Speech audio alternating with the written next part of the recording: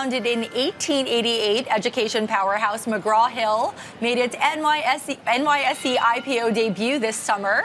And today it's back at the exchange to break down its Q2 earnings. Joining me now is McGraw-Hill CFO Bob Salmon. Bob, welcome to the New York Stock Exchange. Thanks for having me, Ashley. Welcome back to the New York Stock Exchange. Yes, it's great to be back. We were just talking about you were here for McGraw-Hill's IPO at the end of July. Correct, yeah. Very exciting day. And it's great to be back, and it's great to see how the business has continued to perform, and it's been terrific. So I'm really proud of our performance in the second quarter. We're continuing to execute at an extremely high level, and the most standout performance is in our higher education business. We grew 14% year over year, really driven by share gains. And then I think you also see in our results in our second quarter that we had growth in our reoccurring and digital revenue. And that's particularly important for us as we continue to become more predictable, more resilient over time. And that allowed us to increase our guidance for the full year and also narrow our guidance range.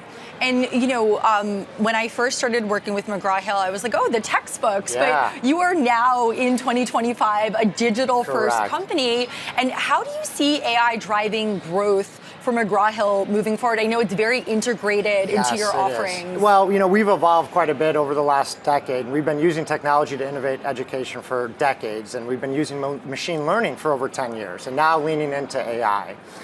So you may ask, how is it that McGraw-Hill is differentiated and positioned to be successful using AI? And really it's 4 reasons. First being our brand. We have a trusted brand, well known all over the globe. Secondly is our IP. So our intellectual property is not just the content that we've developed over 137 years, it's the platforms in which we deliver our materials. That allows us to provide insights to educators and improve learning outcomes. We also, from those platforms, gain lots of data, and that wealth of data, which is coming off of 25 million paid digital users, and delivering over 19 billion learning interactions every year. So now with that wealth of data, we can start to personalize learning experiences for students. And lastly, our fourth advantage is around our people and really our go-to-market. So we have the longest tenured, the best sales teams in the industry, and that really helps us understand the challenges that face educators every day. And so that's really what allows us to be successful using AI going forward. Can you talk about some of the AI products that you've brought to market and some of the use cases? Sure. How is it being used by educators and students? Yeah. So just Monday, we released 2 new features for K-12. The first being our teacher assistant. Teacher Assistant is allowing us to remove the administrative burden that's placed on teachers every day. An example of what that does is provide them tools to improve lesson planning.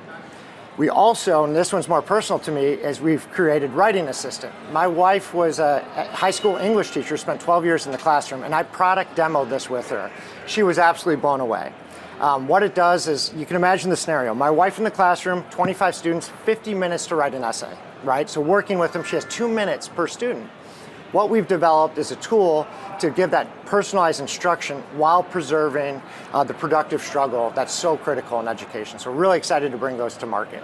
Super exciting news. And since you IPO'd in July, how has the company's financial profile changed, if at all? Yeah, well, we used the proceeds from the IPO to pay down our debt. And in October, we paid down an incremental $150 million of debt. So we remain focused on our target leverage of 2.5 times, 2 to 2.5 times, which ultimately gives us greater financial flexibility as we move forward.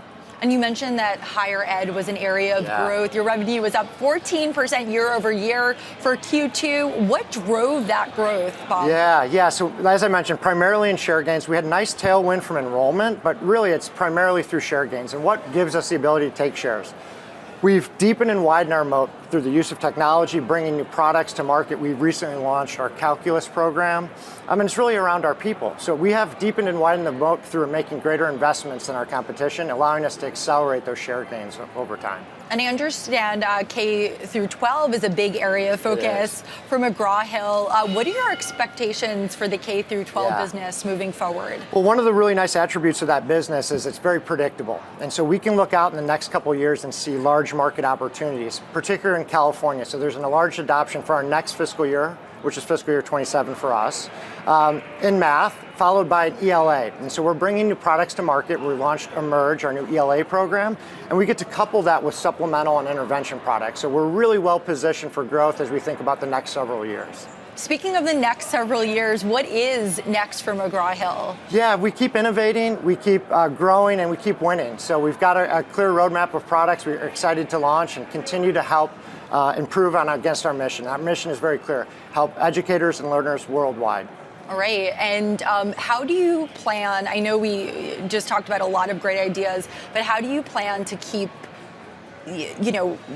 strengthening that mission and keep fulfilling it? Yeah, and it's really important. Every single day, our employees come to work and they're tied to the mission. They understand the importance of what we do. And so it is, it builds upon itself. And so every day we come in, we see all of our employees know the importance that we have to serving, learners and educators all over the globe.